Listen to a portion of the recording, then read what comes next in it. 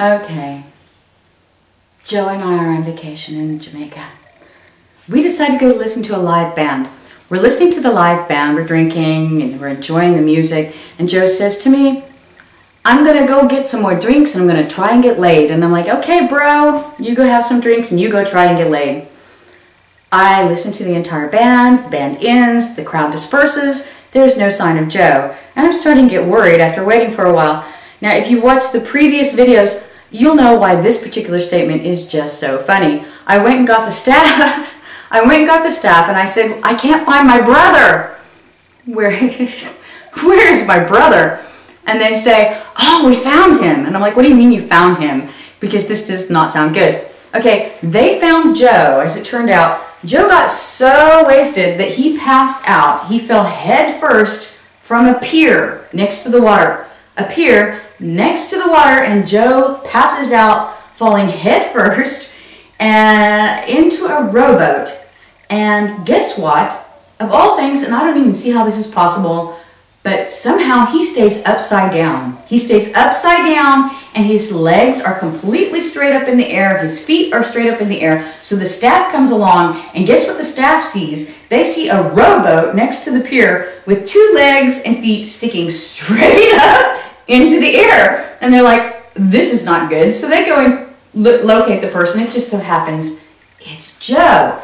So they grab Joe, they take him, and they're being so sweet to him because you cannot help but be sweet to Joe because he is such a good soul. And they take him to the room. They take off his pants, they take off his shoes, and guess what? They tuck him in. Isn't that so sweet? They tuck him in. Okay, that is what a good, wonderful soul that Joe is. That an entire staff of people will help semi-undress him and then tuck him in. I mean, like covers up, tuck, tuck, tuck, like you would a child.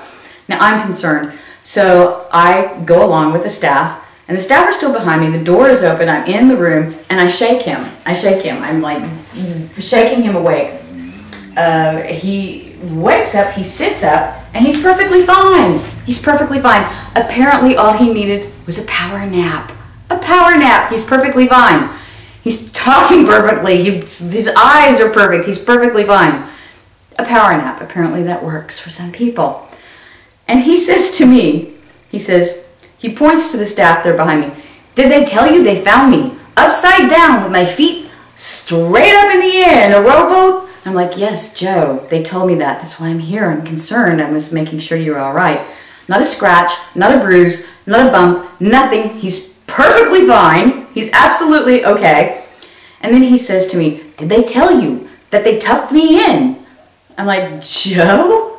You remember that they tucked you in? Because I'm thinking if he was like wasted enough to fall head first off a pier into a rowboat and somehow magically not get hurt whatsoever and have his legs and feet straight up in the air, I'm thinking that there's no way he could possibly remember this.